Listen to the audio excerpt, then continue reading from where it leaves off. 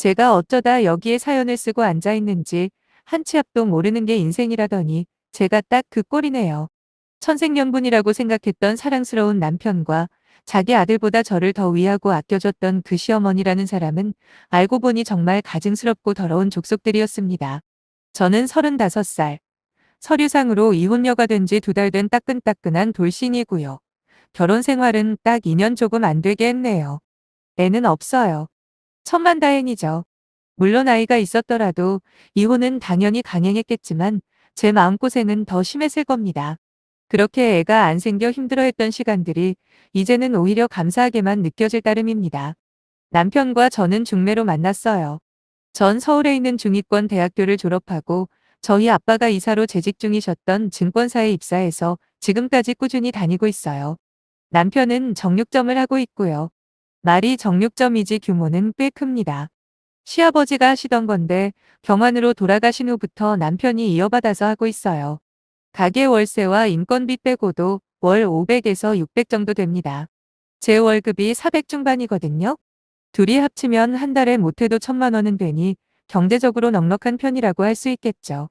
실제로 이혼하기 전에 저희는 새거 쓰면서 살아도 매달 400만 원씩 꼬박꼬박 적금을 들고 있었는데 한마디로 돈 문제로 싸울 일은 거의 없었다는 이야기입니다. 물론 시가 쪽도 나름 나쁘지는 않아요. 28평 자가 아파트도 있으시고 시아버지 사망보험금이랑 시어머니 연금을 고려하면 노후 준비는 어느 정도 되어 있는 상태고요. 단지 문제는 저희 아빠 재산이었나 보네요. 정확하게는 모르지만 이것저것 다 합치면 대략 20억 정도 가지고 계신 걸로 알아요.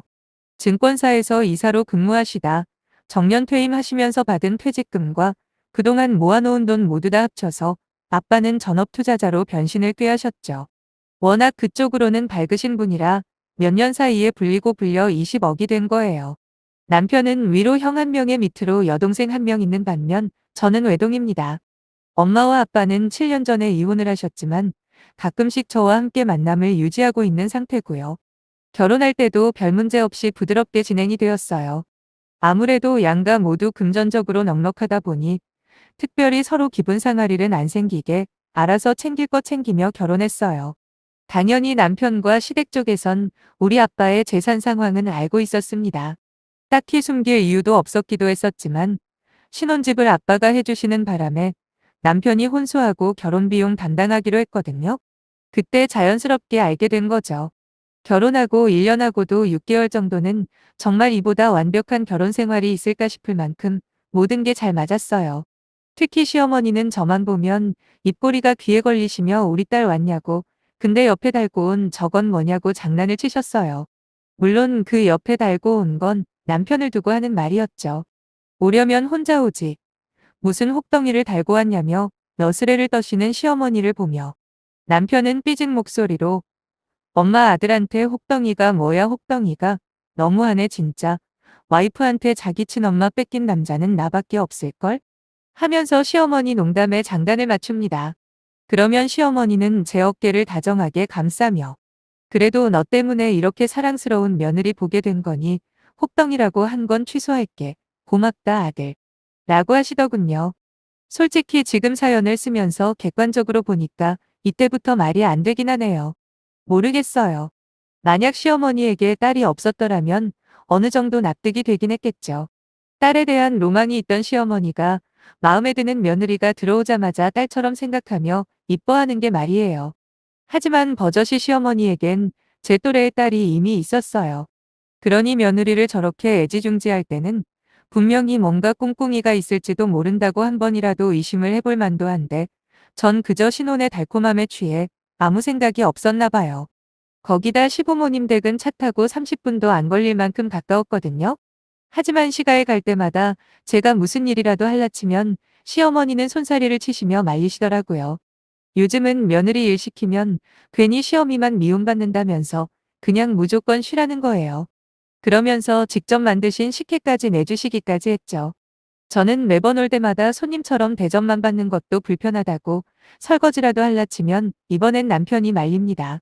어른이 쉬라고 하면 쉬는 게 예의라고 자기가 직접 설거지를 다 해요. 어때요? 상상이 가시나요? 이 정도로 며느리를 아끼는 시어머니가 정말 현실에 있냐고요? 네, 있었어요. 제가 그 중심에 있었고요. 더 엄청난 걸 말씀드려 볼까요? 명절 때는 말이죠. 늘 남편과 저는 저희 친정에 먼저 들렀습니다. 당연히 시어머니가 그렇게 하라고 하신 거고요. 자기는 어차피 혼자인데다 제사도 안 지내고 또 거리가 가깝지 않냐고 하시면서. 그런데 사돈네는 멀리 사시는데 얼마나 딸이 보고 싶겠냐고 무조건 명절 때는 저희 집부터 보내주셨어요. 그래서 저는 명절만 되면 저희 집에 가서 편하게 보내고 돌아왔죠. 시간이 좀 늦어진다 싶으면 전화만 한 통화해드리면 만사 오케이였어요. 어머님, 저희가 정신없이 이야기하다 보니 너무 늦어졌네요. 내일 아침 일찍 찾아뵐게요. 죄송해요. 라고 전화를 드리면 시어머니는 아니라며 자기 걱정 말고 천천히 시간 보내다 오라고 하시더라고요. 심지어 다음날 일찍 안 와도 된다는 말씀까지 하시던 분이었습니다. 정말 대단하죠? 이때는 몰랐습니다. 이 모든 것들이 전부 가식이고 목적이 따로 있었다는 걸요. 평소에도 남편은 유독 우리 아빠가 투자하고 있는 주식에 관심이 많았어요. 틈만 나면 아빠 주식 동향을 체크하고 제게 수시로 알려주길래 제가 짜증을 낸 적도 있어요. 아빠가 투자해서 돈을 벌던 날려먹던 그건 다 아빠 돈이니 신경 쓰지 말라고 했죠. 그랬더니 움찔하던 남편은 그 후로는 내색 안 하더라고요. 그러다 아빠가 일생일대에 모험을 하게 되는데 바로 비트코인에 20억을 몰빵하신 겁니다. 뭐 아빠 말로는 정부기관 쪽에 아주 확실한 정보를 바탕으로 하신다고는 했지만 전 너무 걱정이 되는 거예요. 아빠가 돈을 다 잃는 건 상관없는데 그걸로 인해 상처를 받거나 엄마와 사이가 틀어질까 봐요. 이더리움이라던가 정확한 이름은 기억이 잘 안 나네요. 아무튼 저는 그쪽에 아예 관심이 없어서 잘 몰랐지만 코인에 올인을 한 아빠를 유독 촉각을 곤두세우며 예의주시하던 사람이 있었으니 그건 바로 제 남편이었네요. 처음엔 크게 내색하지 않더니 나중엔 아예 대놓고 핸드폰으로 코인 동향만 보고 있는 거예요. 그러면서 여보, 오늘 장인어른 거 내려갔어. 어떻게 해? 라거나 아니면 어떤 날은 얼굴에 웃음꽃이 떠나질 않으면서 다행히 오늘은 제법 올라갔네? 역시 돈이 돈을 번다는 게 맞는 말이구나. 부럽다 부러워라고 하길래 우리 아빠 돈 신경 쓰지 말고 우리 주머니에 들어오는 돈이나 신경 쓰시지? 이번 달 고기 좀 나갔어? 코로나 때문에 그런가 통 손님이 없네. 아니, 이런 시국일수록 장사에 신경 좀 더 쓰자라고 핀잔을 주곤 했는데 그래도 남편은 시간만 나면 아주 그놈의 비트코인 그래프만 보고 있더라고요. 그러다 어느 날 남편이 미친 듯이 제게 전화를 하는 겁니다. 너무도 다급한 목소리의 남편은 거의 울먹이는 듯이 제게 소리를 치는데 장인어른 코인이 망했다는 거예요. 그러면서 벌써 반에 반토막도 안 남게 생겼다며 아주 난리법석을 떨었어요. 저는 일단 진정하고 직접 아빠한테 알아본다고 하고 전화를 끊었죠. 사실 저 역시 너무 놀라서 바로 아빠에게 전화를 걸었는데 무슨 영문인지 통 받지를 않으시더라고요. 제 걱정은 점점 커져만 갔고 나중에는 해서는 안 될 상상까지 자동으로 되는데 아주 미치겠더라고요. 물론 아빠가 그럴 뿐이 아니라고 믿고는 있지만 그래도 사람 일이라는 게 모르는 거잖아요. 거기다 전 재산을 투자하실 만큼 확신을 가지셨을 텐데 만에 하나 실패했을 때의 실망감도 그만큼 클 거 아닙니까? 아무튼 남편은 그 후로 10분이 멀다 하고 제게 계속 전화를 거는데 너무 정신사나워서 받지는 않았어요. 아빠에게 계속 전화를 시도하는 중에 그렇게 얼마가 흘렀을까 마침내 아빠와 통화가 되었습니다. 아니나 다를까 아빠의 목소리에는 힘이 하나도 없더라고요. 저는 돈 걱정보다 아빠가 더 염려돼서 괜찮으시냐고 안부부터 물어봤죠. 그리고 지금 어디시냐고 얼마나 걱정했는데 전화를 왜 그렇게 안 받은 거냐면서 다그쳤습니다. 하지만 아빠는 기운이 하나도 없는 목소리로 그저 괜찮다고만 하시는 거예요. 별다른 말씀은 없으셨고요. 저는 차마 돈 이야기는 못 물어보겠어서 그냥 끊으려는 차에 아빠가 그러시더라고요. 큰 손해는 안 봤으니 너무 걱정 마라. 다행히 크게 떨어지기 전에 미리 뺐어. 그러니 염려 안 해도 된다. 라고요. 그래도 힘 빠지는 건 어쩔 수 없으시다면서 당분간 혼자 어디 좀 다녀오신다고 나중에 다시 연락하자고 하시는데 한편으로는 다행이라는 생각도 들고 또 다른 한편으로는 풀쭉은 아빠가 안쓰럽기만 했네요. 불행 중 다행인 건 아빠가 조금이라도 늦게 뺐으면 아마 20억이 2억도 안 남았을 거라는 거죠. 하지만 결과적으로 5억만 날리시고 나머지 원금은 회수를 하신 모양이더라고요. 정말 큰일 날 뻔했죠. 문제는 지금부터 진정한 고난이 시작되었다는 겁니다. 집에 도착하니 정육점은 어쩌고 남편이랑 시어머니랑 저를 기다리지 뭐예요. 저를 보자마자 남편은 호들갑을 떨면서 어떻게 된 거냐고 마치 똥 마려운 강아지 마냥 안절부절 못하고 있더군요. 그러면서 한다는 말이 도대체 얼마를 날리신 거냐고, 그리고 장인어른 어디시냐. 숨 돌릴 틈도 없이 질문들을 던져대는데 전 다행히도 조금 미리 빼서 그나마 선방은 하셨다 하고 안심을 시켜주려 했죠. 그때 남편 입에서 놀라운 말들이 쏟아져 나오더라고요. 그러게 무슨 욕심을 그렇게 부리시는 거야. 그냥 안전한 데 투자하시면서 유지만 하시지 말이야. 그러게 다 늙어서 돈 욕심 부리면 끝이 안 좋다니까? 난생 처음 들어본 남편의 거친 말이었습니다. 늘 다정하고 따뜻한 말만 하던 남편은 마치 두 얼굴의 헐크처럼 혼자서 방방 뛰며 열을 내는데 더 어이가 없는 건 옆에 시어머니였죠. 남편 말에 맞장구를 치면서 원래 있는 놈들이 더하다는 게 아니겠어요? 제가 뭐라 말할 겨를도 없이 다다다 쏟아내는 두 모자를 보며 저는 속으로 이것들 봐라 싶더군요. 딱 봐도 견적 나오지 않나요? 평소에는 그렇게 알랑방구를 끼던 남편과 시모가 우리 아빠가 이제 돈 없는 처지가 된 줄 알고 본심을 드러낸 거죠. 그렇습니다. 지금까지 저와 저희 집에 잘했던 그 모든 이유가 바로 돈이었다는 걸 전 바로 알 수 있었어요. 하지만 한편으로는 그래 사람이니 그럴 수 있다. 속상한 마음에 저런 식으로 표현했겠지. 하며 이해도 되는 측면도 있긴 했어요. 이상하게 솔직하게 말해주기가 싫더군요. 왠지는 모르겠지만 한순간에 태도가 바뀌어버린 남편과 시모에게 아니에요. 사실 저희 아빠 돈 아직 많으세요. 그러니 안심들 하세요. 라고 말하기가 꺼려지는 겁니다. 오히려 어디까지 하는지 두고 보자라는 심정으로 전 침울한 표정만 짓고 더 이상 말을 하지 않았습니다. 그랬더니 상황이 진짜 심각하다고 해석을 한 남편은 또다시 그놈의 늘끔하게 돈욕심 타령을 하기 시작했고 나중엔 저한테 화까지 내지 뭐예요. 애초에 무리하게 투자한다고 했을 때 제가 말렸어야 한다고 말이에요. 정말 앞뒤가 안 맞아도 이렇게 안 맞을 수가 있나요?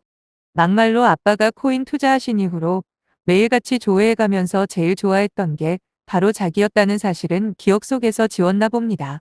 아무튼 전 며칠 동안 생각이 참 많았어요. 결혼하고 달콤했던 순간순간들이 결국 나라는 사람을 좋아하고 아껴준 게 아니라 내 뒤에 있는 아빠의 돈 때문이었다는 사실에 치를 떨 만큼 배신감이 느껴지더라고요. 솔직히 제가 사람 보는 눈은 정확하다 자부했는데 하필 골라도 이런 폭탄을 골랐다니 자괴감도 극심했습니다. 아무리 생각해도 결론은 하나였어요. 이혼 말이죠. 그래서 전 법률 상담을 받으면서 또 합의 이혼은 따로 준비했습니다. 당연히 아빠와 엄마에겐 그 전에 다 말씀드렸고 세상에 그런 사람들인 줄도 모르고 사돈 잘 얻었다고 좋아한 자신들이 한탄스럽다며 엄청 화를 내셨어요. 그리고 당장 거기서 나오라고 하시는데 전 그럴 수가 없었네요. 오기라고 할까요? 정말 어디까지 하는지 보고 싶었어요. 물론 아직 일말의 희망이 있을 수도 있다고 생각했을 수도 있고요. 복잡한 마음을 다잡으며 한 달을 더 그 집에서 지냈습니다. 하지만 하루하루 지날 때마다 그 인간들은 자신들이 얼마나 추악한지 제대로 보여주더라고요. 남편과 시모는 서로 경쟁이라도 하듯이 제게 함부로 대하기 시작했는데 일단 호칭부터 완전히 달라졌죠. 평소 저를 부를 때마다 우리 딸 거리던 시모는 어느새 여야라며 저를 새로운 호칭으로만 저를 불렀고 남편 역시 코로나로 장사가 잘 안 되는 모든 짜증을 제게 풀기 시작했어요. 참 서글프대요. 만약 아빠가 정말 돈을 다 날리셨다면 하고 상상하니 너무도 끔찍한 겁니다. 그나마 저 같은 경우에는 믿을 구석이 아직 있어서 다행이지 이런 상황에 처한 수많은 며느리들이 얼마나 많을까 싶더라고요. 한 번은 남편한테 직접적으로 물어봤어요. 지금까지 나한테 잘해준 거 그거 전부 우리 아빠 돈 보고 그런 거냐고요. 짜증 한 번 안 내던 사람이 우리 아빠 돈 다 잃었다는 소식 들은 후부터 매일 승질에 화만 내는 게 말이 되냐고 솔직하게 한번 털어놓아 보라 그랬죠. 그랬더니 남편은 그래 말이 나왔으니 한번 보자고 당신이 뭐 볼 게 있어? 물론 한때 좋아했던 건 맞아. 근데 사람이 감정만으로 살 수 있어? 돈이 먼저야. 사람답게 살려면 무조건 돈이 있어야 한다고. 근데 그 귀한 돈을, 우리한테 돌아올 그 귀한 돈을 자기 투자한답시고 다 날려버렸는데 당신 같으면 기분 좋겠어? 내 입장도 좀 이해해줘야지. 라더군요. 설마 했는데 남편의 입에서 직접 듣게 되니 더 충격적이었습니다. 저는 조용히 입을 열었습니다. 돈보다 더 중요한 게 훨씬 많다고 생각한다고요. 우리 매달 꼬박꼬박 400만 원씩 저축도 하는데 이 정도면 만족하고 살만하지 않냐 다시 물어봤더니 남편은 갑자기 큰 소리를 내며 그러는 거예요. 그딴 개소리는 집어치우라고요. 세상에 돈보다 중요한 게 어디 있냐고. 아무리 잘난 사람도 돈 없으면 등신 취급받는 거 모르냐. 아주 길길이 날뛰는 겁니다. 한때나마 제 전부였고 사랑을 속삭였던 사람의 입에서 저런 구역질 나는 말들이 나오다니 더 이상은 못 참겠더라고요. 가장 최악인 건 저게 남편의 진심이라는 거예요. 전 며칠 후 이혼하자고 말했습니다. 그런데 웃기게도 최소한 고민은 할 줄 알았던 남편은 반색을 하며 그러자고 하는 거예요. 그래 여보 잘 생각했어. 사실 나도 이대로는 같이 사는 게 의미 없다고 생각하고 있던 참이었거든. 당신 행복을 위해서라도 우리가 헤어지는 게 맞는 것 같다 고마워. 세상에 어느 남편이 이혼하자는 아내의 말을 듣고 고맙다고 할까요? 진짜 쓰레기 중에 쓰레기더군요. 그리고 시어머니 반응 역시 별반 다를 게 없었어요. 무심하게 그냥 알겠다며 오히려 저보고 잘 생각했답니다. 그렇게 저희는 이혼을 했습니다. 숙려 기간 동안 남편이 정육점을 접었다는 소식이 들리더라고요. 아마 코로나 때문에 손님들이 너무 없어 월세 내는 것도 빠듯할 정도로 상황이 안 좋아진 모양이었어요. 전혀 신경 안 썼습니다. 이제 진짜 남남이니까요. 그리고 마지막 법정에서 만나는 날, 전 4시간 미리 출발해서 샵에 가서 머리부터 헤어까지 최대한 멋지게 꾸미고 옷도 세련되게 입었죠. 그리고 아빠가 가지고 있던 외제차까지 끌고 남편을 만나러 갔습니다. 뭐지? 하는 표정으로 저를 보긴 했지만 남편은 별말 안 하더라고요. 아마 정육점을 접게 되면서 심적으로 충격이 심해 보였어요. 최종적으로 공동명의 집부터 모든 재산은 정확하게 반반 나누기로 하고 이혼 마무리 지었습니다. 그리고 나오면서 남편에게 말했어요. 가게 접었다며? 이제 어떻게 먹고 살 거야? 뭐 내 알바는 아니지만 말이야. 그러자 남편이 저를 노려보면서 그걸 네가 왜 알고 싶은 건데? 돈이라도 빌려줄게? 아 맞다. 니네 집 거지지? 그래도 주제의 마지막 날이라고 힘주고 나왔네. 허세 장난 아니다. 라며 끝까지 저를 비꼬는 남편에게 전 그동안 그렇게 하고 싶은 말을 남겼어요. 누가 거지래? 그동안 너랑 니네 엄마 막장쇼 잘 봤다. 아주 가관이더라. 근데 어떡하냐. 우리 아빠 하나도 안 망했는데 말이야. 고맙다 인생의 쓴맛 제대로 알려줘서 덕분에 누굴 만나도 너보다는 좋은 남자일 거야. 평생 돈만 따라다니면서 지금처럼 비참하게 살아줘. 라고 말하고 매몰차게 뒤돌아버렸죠. 남편이 얼빠진 표정으로 저를 한참 동안이나 쳐다보는 게 느껴지더군요. 진짜 속 시원했습니다. 지금은 제가 하는 일 열심히 하면서 주말이면 아빠 엄마랑 맛집 탐방도 다니고 캠핑도 하면서 재미있게 보내고 있어요. 철저하게 가면을 쓰고 저를 대해온 그 모자의 참모습을 몰랐다면 아직도 그 속에서 꼭두각시처럼 호구짓만 하고 있었을 텐데 누구 말대로 조상님이 도와주셨나 봐요. 이렇게라도 새 출발하게 돼서 얼마나 다행인지 모르겠네요. 제 사연 읽어주신 분들 감사합니다.